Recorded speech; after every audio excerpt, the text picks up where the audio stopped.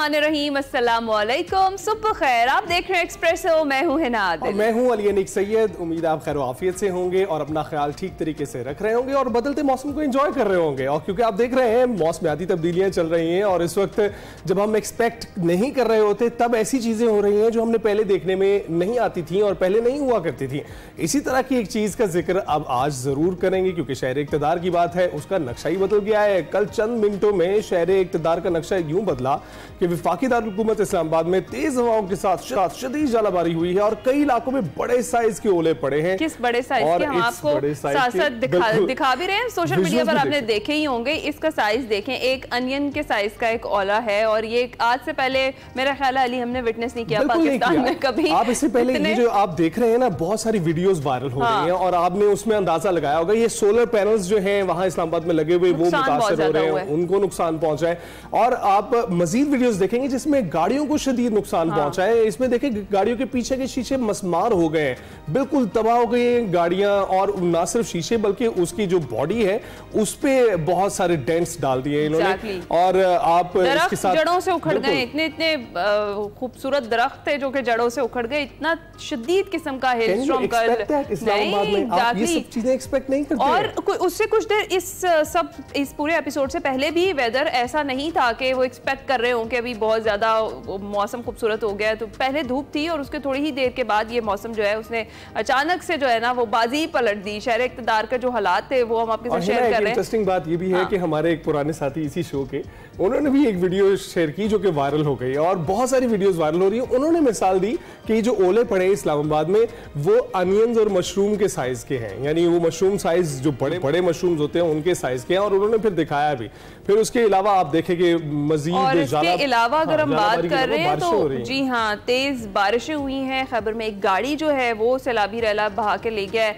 ये सारा नुकसान एक तरफ है, यालाबारी के बाद शाहराओं ने जो सफेद चादर ओढ़ ली वो खूबसूरत एक मंजर कशी थी, वो बाद की बात है। लेकिन जो नुकसानात हैं वो बहुत ज्यादा हुए हैं और लोगों को बहुत ज्यादा सफर करना पड़ा है। शहरी औले हाथों में उठाकर पिक्चर्स बना रहे थे, कुछ लोग एंजॉय कर रहे थे। मेरे ख्याल से वही लोग एंजॉय कर रहे थे जिन्होंने गाड़ियां गैराज में पार्क की हुई थी, जिनकी बाहर थी वो एंजॉय नहीं कर रहे थे क्योंकि इतनी शिद्दत का हेलस्टॉर्म था और इतनी तेज बारिश थी और ऐसा लग रहा है कि सैलाब के की सूरत हाल लग रही है। तो भाई अपना ख्याल आपने ही रखना है क्योंकि इस तरह की सूरत हाल में हुकूमतें इंतजामिया कुछ भी नहीं कर पाती हैं।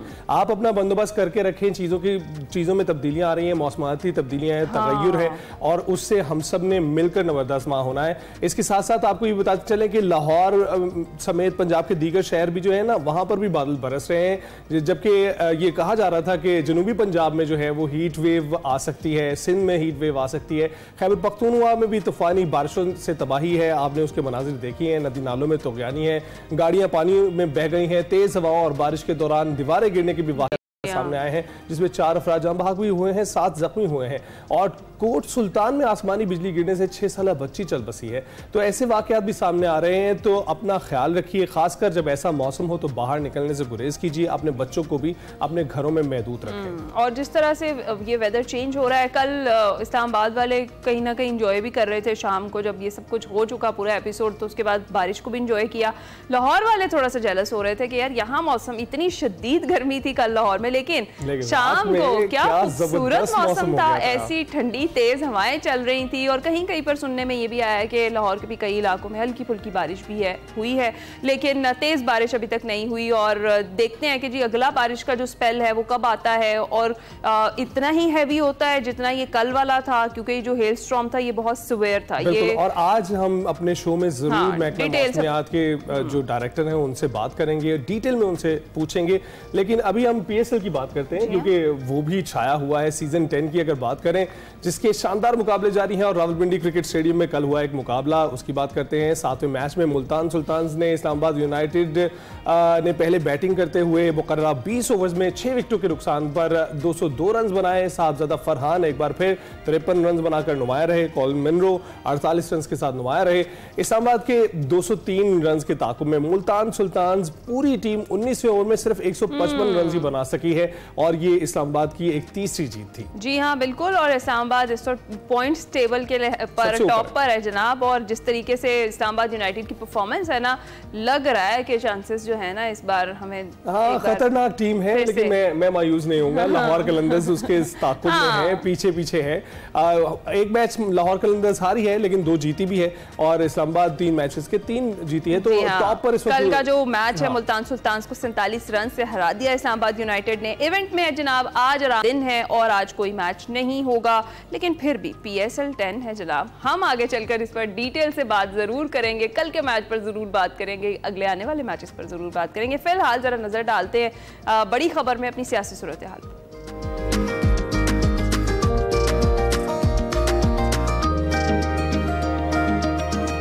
तो जनाब सियासी सूरत हाल पर तो हम बात करेंगे ही करेंगे, मगर जो पेट्रोलियम मसनूआत में जो कमी का फायदा है अवाम तक ना पहुंचने पर हुकूमत पर बड़ी तनकीद हो रही है, और अवाम ये कह रही है कि अब सदारती ऑर्डिनेंस के जरिए हुकूमत को पेट्रोलियम लेवी में इजाफे से मर्जी से लेवी बढ़ाने का इख्तियार मिल गया है, और आलमी मंडी में कमी के बावजूद फ़ायदा अवाम को मुंतकिल किया जाना चाहिए था, लेकिन नहीं किया गया। और हुकूमत ये दावा कर रही है कि इन पैसों से बलोचिस्तान में सड़कें बनाएंगे और बलोचिस्तान की तरक्की में खर्च करेंगे। इसके साथ बात ये भी करेंगे कि बानी PTI से मंगल के रोज़ होने वाले वकला की जो मुलाकात के बाद बानी PTI ने 6 नुकात बैरिस्टर गौहर को बताए, और कहा कि बानी PTI की जानिब से जो बैरिस्टर गौहर ने ये बताया कि वाज़े अल्फाज में उन्होंने ये कहा है कि किसी भी किस्म की डील या मुज़ाकरात नहीं हो रहे हैं। उन्होंने उसकी तरदीद की और कहा है कि उन्होंने किसी को मुज़ाकरात का इख्तियार दिया है और ना ही ऐसी कोई तजवीज़ भी ज़ेर गौर है। उन्होंने पार्टी रहनुमाओं को अपोजिशन ग्रैंड अलायंस के लिए अपनी कोशिशें तेज़ करने की हिदायत कर दी है, और ये भी कहा है कि अपोजिशन इत्तेहाद के साथ मुख्तसर किस्म के एजेंडे पर काम किया जाए। और सीनियर सहाफ़ी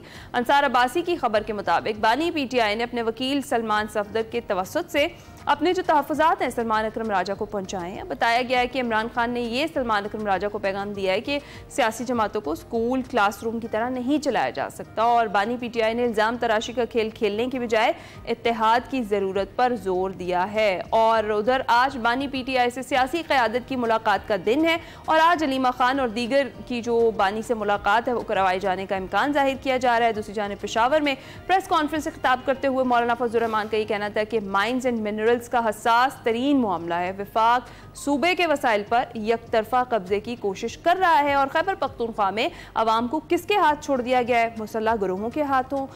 कारोबार नहीं है, कोई कुछ भी नहीं कर सकता। यहाँ पर PTI ने परवेज़ खटक महमूद खान को वज़ीर आला बनाया, वो अब PTI के हैं या किसी इदारे के हैं। मौलाना फजलुर रहमान का ये बयान था। उन्होंने मजीद कहा कि अफगान मुहाजिरीन का जो जबरी इनखला किया जा रहा है, हम कैटेगरी की तजवीज़ दी है। अगर अफगान ताजरों ने बैंक से अपने पैसे निकाल लिए तो बैंक्स भी दिवालिया हो जाएंगे।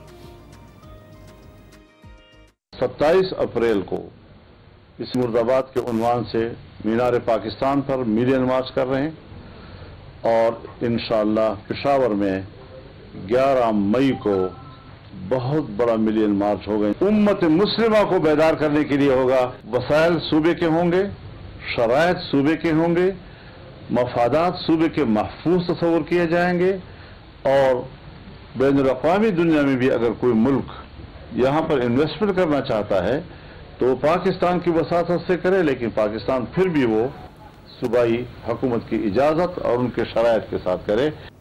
मौलाना की गुफ्तगू आपने सुनी। सीनियर तजियाकार सलमान आबिद साहब इस वक्त हमारे साथ स्टूडियोज में मौजूद हैं, उनसे इस सारी सूरत हाल पर बातचीत कर लेते हैं। अस्सलाम वालेकुम सलमान साहब। वालेकुम सलाम जनाब, आप कैसी हैं? हिना कैसी हैं? आप ठीक ठाक हैं? जी सलमान साहब, इस वक्त सबसे पहले पेट्रोलियम मसनूआत के हवाले से बात कर लेते हैं। उसमें कमी का फ़ायदा आवाम तक नहीं पहुँचाया गया। हमेशा जब भी उसमें इजाफा होता है आवाम पर सबसे पहले बोझ डाला जाता है, और बगैर किसी हुज्जत के कोई इंतजार नहीं किया जाता, फौरी डाल दिया जाता है। लेकिन जब भी उन्हें रिलीफ देने की बारी आती तो इतनी सोच विचार क्यों होना शुरू हो जाती है? देखिए, पाकिस्तान का जो हुक्मरानी का निज़ाम है वो बुनियादी तौर पर अवामी तरजीहात से मुख्तलिफ है। हुक्मरान तबका अपनी तरजीहात को देखता है, अपने मफादात को देखता है, आवाम के मफादात को कम देखता है। अगरचे सियासत सारी अवामी मफादात के ऊपर होती है, लेकिन कोशिश ये की जाती है कि जो ताकतवर तबकात हैं उनको ज़्यादा फ़ायदा पहुँचाया जा सके। और जब भी आवाम को रिलीफ देने की बारी आती है तो फिर हुकूमत के पास कई हुलिया बहाने होते हैं जिससे वो उसको बाहर निकाल कर एक ख़ास मखसूस दायरे में काम करती है।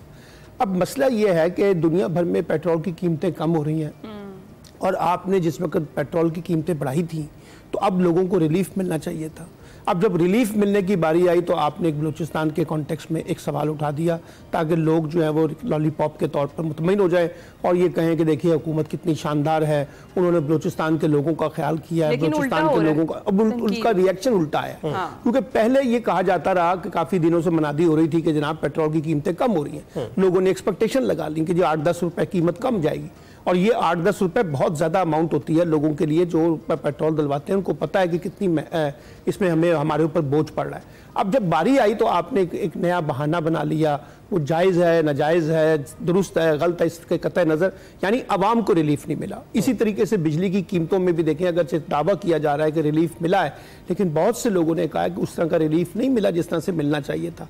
गैस की कीमतों में भी देखिए इजाफा हो रहा है, अद्वियात की कीमतों में भी बेताशा इजाफा हो रहा है, कुकिंग ऑयल की कीमतों में इजाफा हो रहा है, पेट्रोल, डीजल, बिजली, यानी हर चीज़ के अंदर महंगाई है। और अभी वज़ीर ख़जाना मोहम्मद औरंगजेब साहब ने इतराफ़ किया कि अगरचे महंगाई कम हुई है लेकिन लोगों को रिलीफ नहीं मिला। यानी जब लोगों को रिलीफ नहीं मिल रहा तो फिर उन्होंने कहा कि इस महंगाई का फायदा कोई नहीं है, क्योंकि जो मिडिल मैन है वो ज्यादा कमा रहा है, वो ज्यादा लोगों को खून चूस रहा है, वो लोगों को एक्सप्लॉइट कर रहा है। तो इसका मतलब है कि हुकूमती कंट्रोल जो है उस मिडिल मैन के ऊपर नहीं है। यानी जहां हुकूमती की पॉलिसी के तहत कहीं रिलीफ मिलना भी है तो वो डायरेक्टली लोगों को रिलीफ नहीं मिल रहा, बल्कि लोगों पर एक किस्म का जुल्म किया जा रहा है। तो इसलिए मैं ये समझता हूं, और ये हमारी हुक्मरानी का ओवरऑल निजाम है। अच्छा, एक है फेडरल गवर्नमेंट, एक है प्रोविंशियल गवर्नमेंट। 18वीं तरमीम के बाद जो गवर्नेंस के कॉन्टेक्स्ट हैं वो सूबाई हुकूमत के मामलात हैं।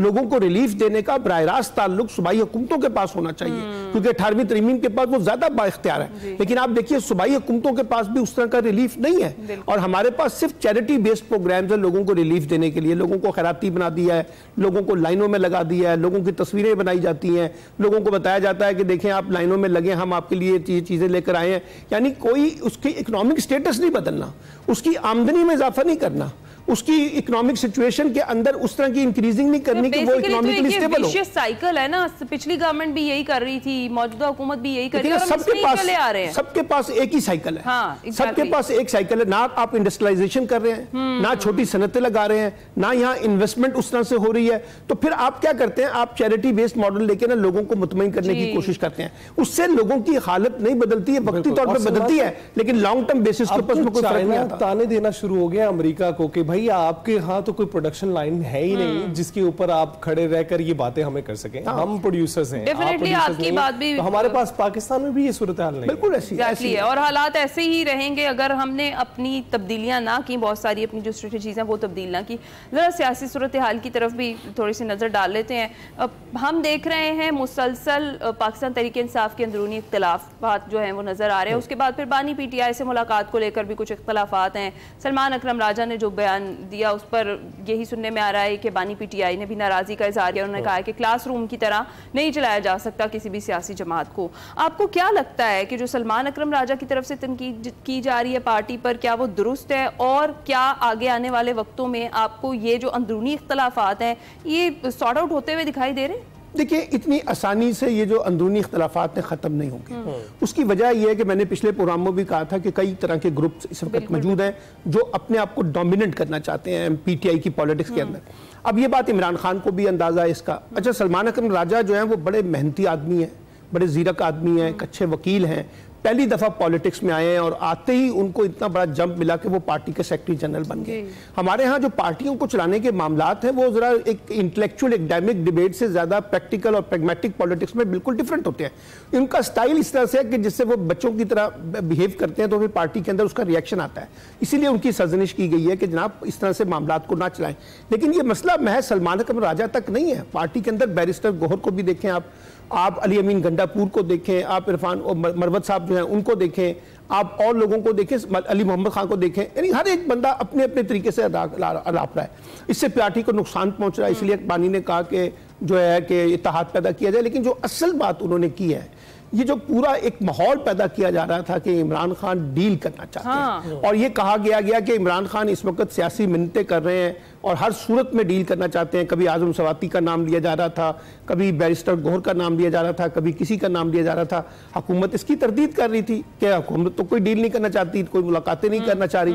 लेकिन मैं आपको बताऊं, पॉलिटिक्स में गैर रस्मी गुफ्तगू जो है ना वो हमेशा से चल रही होती है। कभी फॉर्मली नहीं कहा जाता कि हमारे डायलॉग हो रहे हैं, पसे पर्दा डायलॉग चलते हैं। जब पीडीएम के डायलॉग चल रहे थे तो वो भी पसे पर्दा चल रहे थे। जब नवाज शरीफ साहब और मरियम साहिबा और फजलुर रहमान और आसिफ अली जरदारी बातचीत कर रहे थे, वो पसे पर्दा चल रहे थे। वो ओपन नहीं कहते थे कि हमारे जनरल बाजवा के साथ मुज़ाकरात चल रहे हैं। तो ये मुज़ाकरात तो चल रहे होते हैं, लेकिन अब सवाल ये है, अगर इमरान खान डील करना चाहते हैं तो हुकूमत क्या दे सकती है? पहला सवाल, हुकूमत के पास तो कुछ भी नहीं है देने के लिए।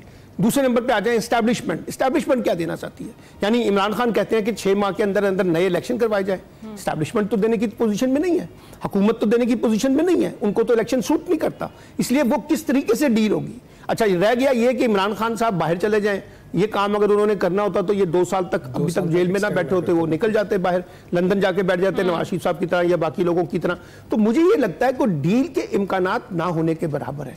जिस किस्म की डील हुकूमत चाहती है, जिस किस्म की डील इस्टेब्लिशमेंट चाहती है, वो भी मुमकिन नहीं है, और जिस किस्म की डील इमरान खान चाहते हैं या मतलब रिकंसिलिएशन चाहते हैं, वो भी इतना आसान काम नहीं है मौजूदा सूरत हाल में। तो मुझे तो इसमें एक डेडलॉक नजर आ रहा है। लेकिन इस डेडलॉक का नतीजा क्या निकल रहा है? इस डेडलॉक का नतीजा ये निकल रहा है कि मुल्क जो है वो स्टेबिलिटी की तरफ जाने की बजाय एक अनस्टेबिलिटी की तरफ खड़ा हुआ है। अगरचे हुकूमत बहुत दावा कर रही है कि पाकिस्तान बहुत स्टेबल हो गया है, इकोनॉमिकली हम बहुत बेहतर हो गए हैं, लेकिन सिक्योरिटी वाइज हम बहुत बेहतर हो गए हैं, लेकिन आपको पता है पाकिस्तान का इकोनॉमिक्स क्राइसिस भी क्या है, सिक्योरिटी चैलेंज भी क्या है, गवर्नेंस का क्राइसिस भी क्या है। खुद आर्मी चीफ ने कहा कि पाकिस्तान में इस वक्त गवर्नेंस एक सीरियस क्राइसिस है, और अगर इस क्राइसिस की मौजूदगी में हम दहशतगर्दी को मैनेज नहीं कर सकते हैं। तो इसलिए मुझे लगता है कि पाकिस्तान के चैलेंजेस बड़े हैं, लेकिन अनफॉर्चुनेटली हमारी हुकूमत, हमारी अपोजिशन, ये सब लोग एक बहुत सतही किस्म के मामलात के अंदर उलझ के रह गए हैं, और जिन बड़े मामलात पे तवज्जो देनी चाहिए थी, जिन बड़े इश्यूज को फोकस करना चाहिए था, वहां फोकस नहीं है। आवाम को रिलीफ, देखिए ना इस्लामाबाद में जो लड़ाई चल रही है,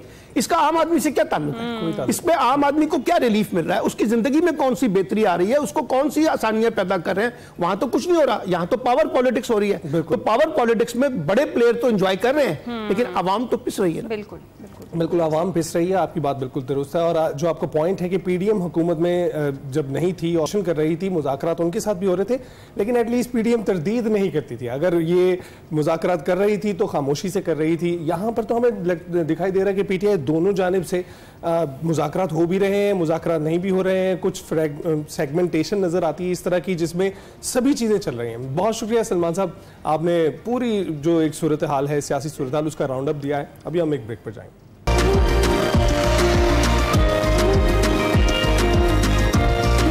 बैक टू एक्सप्रेसो जी। अब जरा जिक्र करते हैं शहर इक़्तिदार के शहरियों के लिए जो कल बारिश बाइसे ज़हमत बन गई। इस्लामाबाद के कई इलाकों में बड़े साइज के ओले पड़े और शदीद बारिश और यालाबारी से गाड़ियों की छतें और बम्पर मुतासिर हुए, जबकि मुतादिद गाड़ियों के शीशे भी टूट गए। और पेशावर ज़ल्मी का जो प्रैक्टिस सेशन था वो बारिश के बाइस जल्दी खत्म कर दिया गया। बारिश के साथ तूफानी हवाओं की वजह से कई दरख्त भी जड़ों से उखड़ गए और खैबर, बाजोड़, मर्दान, मालाकंड, लोअर दीद, मानसरा समेत केपी के मुख्तलिफ शहरों में तूफानी बारिशें, यालाबारी से दिन में अंधेरा छा गया। और जिला खैबर में बात करें तो सैलाबी रैले में कार बह गई, बागात और फसलों को नुकसान पहुंचा और कई इलाकों में बिजली की फराहमी भी मुअत्तल हो गई। मजीद इसी पर बात करते हैं कि इस तरह की कोई प्रेडिक्शन ऑलरेडी पहले से मौजूद थी, जिस तरह का ये सख्त किस्म का हेलस्टॉर्म था, इसके हवाले से कोई प्रेडिक्शन महकमा मौसमियात की थी? इस पर हम बात करेंगे। ज़हीर अहमद बाबर साहब हमें ज्वाइन कर चुके हैं, डायरेक्टर महकमा मौसमियात। अस्सलाम वालेकुम एंड गुड मॉर्निंग, कैसे हैं सर आप? जी अल्लाह का शुक्र। ज़हीर साहब, आपको हमारी आवाज़ आ रही है? कैसे आप? जी अल्लाह का शुक्र, आपको मेरी होपफुली आवाज़ आ रही होगी? जी बिल्कुल। जी अब आ रही है। थैंक यू वेरी मच हमें वक्त देने के लिए। सबसे पहले तो ये बताइएगा कि महकमा मौसमियात की जानिब से बहुत सारी बारिशों की पेशगोई है, तो पहले भी थी, लेकिन क्या ऐसी सख्त और शदीद बारिश की पेशगोई की जा रही थी या तवक्को थी कि हो सकती है कि इतनी जालाबारी होगी कि नुकसान हो?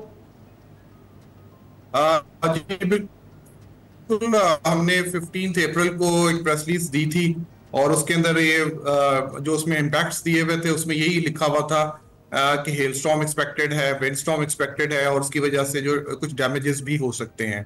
क्योंकि एक अनयूजुअली ड्राई स्पेल चल रहा था, टेम्परेचर्स बहुत ज्यादा हाई थे खासतौर पर नॉर्दर्न पार्ट्स में, और एक वेस्टर्ली वेव अप्रोच कर रही थी, जिसकी वजह से मेट ऑफ एक्सपेक्ट ये कर रहा था कि दोनों की इंट्रैक्शन की वजह से, क्योंकि दूसरा ये था कि एक ट्रांजिशन पीरियड था, उसके अंदर जो है यूजुअली हेल स्टॉर्म्स और विंड स्टॉर्म्स जो है वो हमारे यहाँ खासतौर पे जो northern half of the country है उसमें एक्सपेक्ट किए जा सकते हैं। तो इसी वजह से हम लोगों ने 15 अप्रैल को एक फोरकास्ट दी थी जिसके अंदर हमने ये सारी चीजें मेंशन की हुई थी कि ये विंड स्टॉर्म वगैरह के चांसेस हैं, इसमें हेल स्टॉर्म भी हो सकता है और डैमेजेस भी एक्सपेक्टेड थे। उसमें यह है कि इस सीजन में हम यूजुअली हेलस्टॉर्म एक्सपेक्ट करते थे, लेकिन इसमें यह था कि ये एक अनयूजुअली इंटेंस सिस्टम था। जिसमें मैं पूछना भी यही चाह रही थी कि इसकी रीजन क्या, ये क्लाइमेट चेंज की वजह से, ये जो मौसमियाती तब्दीलियां उनकी वजह से था? क्योंकि हेलस्टॉर्म भी काफी शदीद था और अगर हम वो बर्फ के औलों का साइज भी देखें तो वो भी मतलब बहुत ज्यादा बड़े थे साइज में, इस तरह के पहले कभी हमने देखे नहीं, विटनेस नहीं किए। तो इसकी रीजन क्या क्लाइमेट चेंज ही है? जी बिल्कुल। जो हेल्स का साइज था वो तो अनियंस के जितना था तकरीबन। जी बिल्कुल, जो हेल साइज था वो काफी बड़ा था और उसमें एक सबसे बड़ा रीजन जो हम देख रहे हैं कि पूरी दुनिया में जो क्लाइमेट चेंज की वजह से हम देख रहे हैं कि इंटेंसिफाइड वेदर सिस्टम्स जो हैं उसकी फ्रीक्वेंसी में इजाफा हो रहा है, न सिर्फ बल्कि उनकी इंटेंसिटी में भी इजाफा हो रहा है। तो पूरी दुनिया में क्लाइमेट चेंज एक बड़ा चैलेंज बनता जा रहा है और इसी की वजह से हम देख रहे हैं कि जो एक्सट्रीम वेदर इवेंट्स हैं, चाहे वो हीट वेव्स की सूरत में हो, एक्सट्रीम वेदर की सूरत में हो या हेल स्टॉर्म्स की सूरत में हो, तो वो कोई पिछले चंद सालों से उनकी इंटेंसिटी में, उनकी फ्रीक्वेंसी में और जो एरियाज जो उनके अंडर इनगल्फ कर रहे हैं उनमें ज्यादती आती जा रही है, उनमें बहुत ज्यादा होते जा रहे हैं। तो ओवर द ईयर्स जो है क्लाइमेट मॉडल्स भी यही प्रेडिक्ट कर रहे हैं कि आइंदा आने वाले सालों में हम एक वार्मर वर्ल्ड की तरफ बढ़ रहे हैं, यानी कि दर्जा हरारत पूरी दुनिया के बढ़े हुए होंगे और शायद इसकी वजह से हम जो एक्सट्रीम वेदर इवेंट्स हैं उनसे ज्यादा नबरदस्त होना पड़े आने वाले दिनों में। बिल्कुल ठीक। अच्छा, ये बताइएगा कि पंजाब के दीगर शहरों में भी क्या बारिशों की तवक्को है? और हम देख रहे हैं कि लाहौर जैसे शहर में तो मौसम जो है वो गर्मी जोर पकड़ती जा रही है और 40 दर्जा हरारत आज भी तवक्को किया जा रहा है, लेकिन कल रात का मौसम डिफरेंट था।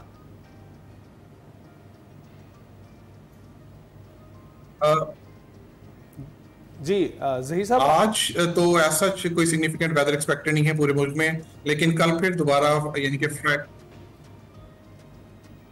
आज तो मुल्क के ज्यादातर हिस्सों में मौसम जो है वो खुश्की है, लेकिन कल और परसों यानी कि फ्राइडे और सैटरडे को फिर दोबारा रेनफॉल के चांसेस हैं और उसमें खासतौर जो अपर पार्ट्स हैं वो एक दफा फिर जो है वो रेनी स्पेल की वजह के अंडर इन्फ्लुएंस आ जाएंगे, जिसकी वजह से टेम्परेचर्स जो हैं वो काफी हद तक बेहतर हो जाएंगे। लेकिन जो southern half of the country है, जिसमें सिंध के ज्यादातर हिस्से हैं, पंजाब के जनूबी इलाके हैं, उनमें फिलहाल जो है वो टेम्परेचर्स जो हैं वो बढ़े ही रहेंगे। ठीक है, तो ज़हीर साहब, इतने सिवियर किस्म की बारिशों का इम्कान है क्या जो आप फ्राइडे और सैटरडे को बता रहे हैं, जिस तरह से पिंडी और इस्लामाबाद में हुए हैं?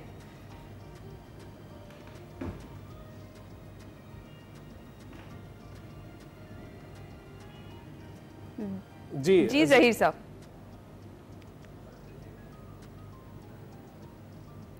सही साहब बताइएगा कि हिना पूछ फ्राइडे और सैटरडे को भी, क्योंकि एक मैंने कहा कि जैसे कि ट्रांजिशन पीरियड में गुजर रहे हैं तो मे भी इतना ज्यादा इंटेंसिफाइड ना हो, लेकिन फ्राइडे और खासतौर पे सैटरडे को जो है वो चांसेस हैं रेनफॉल के पोठवार रीजन में और इन एरियाज में, और इसके साथ साथ फिर हम हेल स्टॉर्म के चांसेस को भी इग्नोर नहीं कर सकते। ओके। और जो हीट वेव का अलर्ट है वो किन किन एरियाज के लिए और कौन कौन से शहरों के लिए है खास तौर पर? ज़हीर साहब,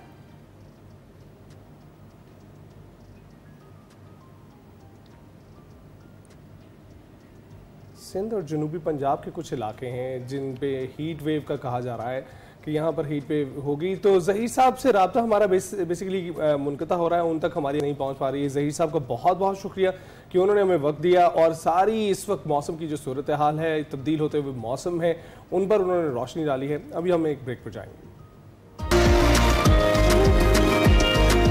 वेलकम बैक। टैलेंट से तो आपकी मुलाकातें हम करवाते ही रहते हैं, लेकिन बाज़ औक़ात ऐसा टैलेंट सामने आता है जो अपने आप को इतना नुमाया कर लेता है उस अपनी फील्ड में कि हमें भी मिलकर बहुत खुशी हो रही होती है और हम आपसे भी इसीलिए मिलवाते हैं। पाकिस्तानी बॉक्सिंग स्टार हैं शुएब खान ज़हरी, आज हमारे साथ हमारे मेहमान हैं जिन्होंने इंटरनेशनल बॉक्सिंग टाइटल VBC जीतकर पाकिस्तान का नाम रोशन किया है। ओमान में होने वाले इंटरनेशनल बॉक्सिंग टाइटल में अफगानी बॉक्सर को शिकस्त देकर ये एजाज़ शुएब खान ने अपने नाम किया है और शुएब खान नेशनल चैंपियन भी रह रह चुके हैं, जबकि एशियन लाइटवेट चैंपियनशिप जीतने के साथ साथ अब तक शोएब 60 से ज्यादा मेडल्स जीतकर एक मुनफरिद रिकॉर्ड बना चुके हैं। और इससे पहले एक माह पहले उन्हें DSP का एजाजी रैंक भी मिला है, जिसके लिए उन्होंने वर्दी में तस्वीर भी शेयर की, उस पर भी बात होगी। और नौजवान कौमी बॉक्सर शोएब ज़हरी एक और इंटरनेशनल बॉक्सिंग फाइट के लिए तैयार हैं और UBO जो है वो वर्ल्ड टाइटल है, लाइट वेट कैटेगरी का टाइटल है, बांग्लादेश के शहर ढाका में खेला जाएगा। वो अपने रिवायती हरीफ के खिलाफ खेलेंगे, यानी इंडिया के खिलाफ खेलेंगे, और जो भारतीय बॉक्सर हैं उनका नाम अजहर अली है, जिनके खिलाफ ये फाइट होगी। इन तमाम चीज़ों पर बात होगी। शोएब इस वक्त हमारे साथ स्टूडियो में मौजूद हैं, उन्हीं से बात कर लेते हैं। अस्सलाम वालेकुम, गुड मॉर्निंग, कैसे हैं शोएब? सलाम, गुड मॉर्निंग, अल्हम्दुलिल्लाह पाक करम। सबसे पहले तो मुझे बताएं लाहौर आके कैसा लग रहा है? बहुत अच्छा लगा माशाल्लाह। लाहौर मतलब आप लोगों ने हर दीवार में मतलब हर जगह में यही लिखा है कि लाहौर लाहौर हैं, तो बहुत अच्छा लगा माशाल्लाह। लाहौर यहाँ का जो मतलब मौसम है अभी तक माशाल्लाह से भी मुलाकात थी, गवर्नर साहब से भी मुलाकात रही, बहुत अच्छी रही माशाल्लाह, और बहुत अच्छा लगा। गवर्नर साहब माशाल्लाह एक बहुत खुश अखलाक इंसान है, तो वो स्पोर्ट्समैन का खासकर मतलब जो स्पोर्ट्स पर्सन है उनका बहुत कदर करते हैं। हम भी आपकी बहुत कदर करते हैं, क्योंकि आप हमारा नाम हर जगह पर जाकर रोशन कर रहे हैं। 60 से ज्यादा मेडल्स इस वक्त आपके पास हैं, और इसके साथ साथ आपको DSP की एजाजी रैंक भी आपको मिला है। उसके हवाले से जरा कुछ तफसीलात शेयर कीजिएगा हमारे। जी अल्हम्दुलिल्लाह, पिछले दिनों में बलूचिस्तान गवर्नमेंट ने मुझे पुलिस डिपार्टमेंट में एजाजी DSP रैंक दिया था, तो ये मेरे लिए ऑनर की बात है, मतलब मेरे फैमिली के लिए, बल्कि पूरी बलूचिस्तान सूबे के लिए ऑनर की बात है कि बलूचिस्तान से ये ऑनर मतलब ये रिकॉर्ड मुझे मिला था। तो इससे पहले मतलब तमाम स्पोर्ट्स में बलूचिस्तान सूबे से किसी को भी ये नहीं मिला था, और क्रिकेट में मिले थे, मतलब शादाब खान को मिला था पंजाब की तरफ से, इसी तरह नसीम शाह को हमारे कोयटा की तरफ से, शाहीन अफरीदी को मिला था, और आरिफ रूफ को मिला था। और VBC आपने जीता है, पाकिस्तान का नाम रोशन किया है, कांग्रेचुलेशंस उसके लिए। Thank you so much. लेकिन भी जीता था, और लास्ट टाइम अल्हम्दुलिल्लाह ABF भी जीता था, जो एशियन बॉक्सिंग चैंपियनशिप के टाइटल हैं वो भी मैं जीत गया था। फिर उसके बाद अभी लास्ट टाइम ओमान में जो मेरा फाइट हुआ था WBC गोल्ड मेडल अफगानिस्तान के बॉक्सर के साथ, वो अफगानी बॉक्सर रेशन निजात अफगानी बॉक्सर है, मतलब बहुत अच्छा बॉक्सिंग खेल रहे हैं, बहुत अच्छे मेहनत करते हैं। असल में मतलब वो वहाँ पे ओमान मस्कत में ही होते हैं। हम लोगों को मतलब लास्ट टाइम यहाँ पे मतलब बिल्कुल मतलब लास्ट सेकंड डे मतलब 2 डेज 3 डेज पहले मतलब हमें वीज़ा मिल जाता है। जब हम लोग वहाँ पे जाते हैं तो मतलब 3 दिन 4 दिन हमें मतलब वहाँ पे ट्रेनिंग लाजमी मस्ट है। वैसे तो मतलब रूल के मुताबिक ये कहा जाता है कि मतलब आप लोग 1 वीक पहले वहाँ पहुँच जाओ। 1 वीक जब आप पहले पहुँच जाओगे तो वहाँ पे आप ट्रेनिंग करोगे, तो वहाँ के जो मौसम है वहाँ से वहाँ के जवाब हुआ है वहाँ से हम लोगों ने मतलब आदत होना है। फिर हम लोग उस दौरान मतलब उसी मौसम में ही फाइट करना है ना हम लोगों ने, क्योंकि अभी हम लोग ट्रेनिंग यहाँ पे करते हैं। लाइक मैं आपको मिसाल देता हूँ इस्लामाबाद का और कोयटा का। कोयटा में जो मतलब खुश्की होती है, इस्लामाबाद में जो नमी होती है। यहाँ पे अगर हम लोग 2 घंटे ट्रेनिंग करते हैं, यही ट्रेनिंग हमें मतलब वहाँ कोयटा लेके जाते हैं तो मतलब हम लोग तकरीबन 40 मिनट 45 मिनट ट्रेनिंग करते हैं, क्योंकि वहाँ पे खुश्की होती है, वहाँ पे प्यास हमें लगता है, वहाँ पे स्टेमिना मतलब बहुत मुश्किल से बनता है। अगर हम लोग कोयटा में 1 घंटा ट्रेनिंग करेंगे, अच्छे फिट हो जाएंगे, या फिर इस्लामाबाद हम लोग आएंगे, लाहौर हम लोग आएंगे, पंजाब की तरफ हम लोग आएंगे, तो हम लोग 3 घंटों में नहीं थकेंगे, क्योंकि वहाँ पे मतलब इसी तरह स्टेमिना बनता है। एक टफ ट्रेनिंग आपकी होगी, आपका स्टेमिना उतना ही बिल्डअप होगा। शोएब खान ज़हरी, अचीवमेंट्स तो हमने सुन ली सारी, और हमें पता है माशाल्लाह से बहुत सारी और भी हैं, उन पर भी बात करते हैं। आगाज कहाँ से किया? आगाज कोयटा से किया था, तकरीबन बचपन से। कब सोचा कि बॉक्सिंग आपने करनी, और फिर प्रोफेशनली कब से खेलना शुरू की? बहुत मुश्किल सफर था बॉक्सिंग, मतलब एक रेस के गेम में आप लोग सामने बैठा हो कल, मतलब यहाँ पे प्यार मोहब्बत से किसी ने मतलब वो हमें दिख रहा है, ऑडियंस को नहीं दिखेगा, डोंट वरी। तो जब स्टार्ट किया पहले मतलब घर में सबसे पहले मतलब वालिदैन का दिल होता है, मतलब ये एक बहुत रिस्क गेम है बॉक्सिंग, बहुत डेंजरस गेम है। तो वालिदैन यही कहा कि आप अच्छे खासे मतलब लिख रहे थे, पढ़ रहे थे, क्यों आप बॉक्सिंग की तरफ आ गए? तो लिखेगा कौन, पढ़ेगा कौन? जब भी मतलब ट्रेनिंग से आता था तो थका हुआ आता था। वालिद साहब भी यही कहता था कि बेटे लिखोगे पढ़ोगे बनोगे नवाब, खेलोगे कूदोगे बनोगे ख़राब। मैंने कहा बाबा इंशाल्लाह यही जो आपका फार्मूला है, इंशाल्लाह मैं आपके लिए उल्टा मतलब अच्छे तरीके से वो करूँगा। तो लास्ट टाइम जब मैं अल्हम्दुलिल्लाह मतलब चैंपियन बनकर आया तो मेरे लिए मतलब गवर्नर की PK, गवर्नर पंजाब, कौमी असम्बली स्पीकर राजा परवेज अख्तर साहब, जो सबका मतलब प्राइम मिनिस्टर भी गुजरा हैं, ये सारे आए थे। तो वालिद साहब भी मेरा वहाँ पे एयरपोर्ट में ही मेरा इस्तकबाल के लिए आया था। तो मैंने कहा कि बाबा खेलोगे कूदोगे बनोगे नवाब, लिखोगे पढ़ोगे बनोगे खराब। तो बाबा हंस रहा था, उसने गले से लगा दिया, बोल रहे बेटे आपने मेहनत किया, और लाजमी ये नहीं कि मतलब 4 भाई हो तो चारों भाई मतलब डॉक्टर बन जाए, चारों भाई अफसर बन जाए। और बिल्कुल ये बात में कोई टैलेंट होता है, किसी में कौन सा टैलेंट नहीं साबित करें, बहुत सारी और फील्ड्स भी अब ऐसी हैं जो ये साबित कर रही हैं कि स्कूलों में शायद वो तालीम अब नहीं दी जाती है जो आपको एक्सपेरिमेंट करके जो फील्ड में रहकर अब आपको मिल रही है। तो शोएब ये बताइएगा कि अभी आपने शुरू किया तो कुछ हम वीडियोस देखते हैं ऑनलाइन और उसमें बड़ी खौफनाक नताइज होते हैं, पंचेस के बाद लोग नॉकआउट हो जाते हैं और कुछ तो फिर खुदा न खासा उठते भी नहीं। बिल्कुल तो ऐसे वाकयात से डर के माँ बाप अगर रोकते हैं तो वो तो ठीक ही है, लेकिन कई बार खिलाड़ी भी रुक जाते हैं ऐसे वाकयात के बाद। बिल्कुल इसी तरह है, मतलब अक्सर प्लेयर्स इस तरह होते हैं कि मतलब हमारा बॉक्सिंग में लोग कहते हैं कि बॉक्सिंग में मार दरा जो मतलब ये कुछ मुश्किल होता है। हम लोगों को बॉक्सिंग में जो वेट कम करना बहुत मुश्किल होता है। लाइक मेरे इस वक्त मतलब हाइट जो है 6 फुट है और मैं लाइट वेट में खेल रहा हूँ तकरीबन 7 kg 8 kg, मतलब मैं आइडियो का कम कर रहा हूँ। बहुत मुश्किल होता है ये सफ़र हमारा इसमें। लाइक मतलब अगर मैं आपको मिसाल दे दूँ कि मतलब फाइट हमें बहुत ईजी लगता है, बहुत ईजी लगता है जब हम लोग एक बार वेट कम करते हैं। हमारा जो मेन फाइट है वो वेट से होता है। जब हम लोग वेट को बराबर करते हैं तब अपोनेंट के सामने हम लोग जाएंगे, जब हम लोग वेट को बराबर करेंगे तब हम लोग मतलब वहाँ पे खेलेंगे। तो ये बहुत मुश्किल सफर हमारा होता है और ये तकरीबन 2 months होता है हमारा। फाइट तो सिर्फ एक दिन की तकलीफ है बस, वो खत्म हो जाती है। जीत जाओगे तो मतलब आप उधर जो मेहनत है और एफर्ट है वो बड़ी, उस पर भी हम करते हैं, आपकी ट्रेनिंग और वेट मेंटेन करने पर भी बात। मुझे बताएं कि शोएब खान ज़हरी ने पहली फाइट कौन सी जीती, नेशनल या लोकल, जो भी जो आपको याद रही हो, और कितने सेकंड्स में नॉकआउट किया? पहली फाइट मेरे लोकल फाइट थी कोयटा में, मतलब वहाँ पे 14 अगस्त के हवाले से टूर्नामेंट हो रहा था। तो मैं उसी 14 अगस्त के हवाले से जो इवेंट हो रहा था मैंने पोस्टर्स देखे ग्राउंड के चारों तरफ जो आईयूबी स्टेडियम है वहाँ पे, तो आजकल उनका नाम इन्होंने बुगटी स्टेडियम रखा है। तो वहाँ पे मैं जब चला गया तो मैंने कहा कि बॉक्सिंग खेलना चाहता हूँ। तो एक उस्ताद बैठा, तो उस्ताद सलाउद्दीन, जिससे मैंने मतलब बेसिक बॉक्सिंग भी मैंने उसी से शुरू किया। उस्ताद सलाउद्दीन वेट ले रहा था बॉक्सर्स के, तो मैंने उनको कहा कि सर मुझे भी आप खिलाओ। उसने कहा आप किस क्लब से? मैंने कहा मैं तो किसी क्लब से भी नहीं, मैं वैसे शौकियाना आया हूँ, एक फाइट सिर्फ खेलना है, ये दोस्त मुझे देख रहे हैं। मैंने इनको ग्राउंड के बाहर बहुत अपने मतलब तारीफ़ किया कि मैं बहुत ले रही ये हूँ, तो मतलब आप लोग मुझे खिलाओ, बहुत अच्छा होगा मेरे लिए।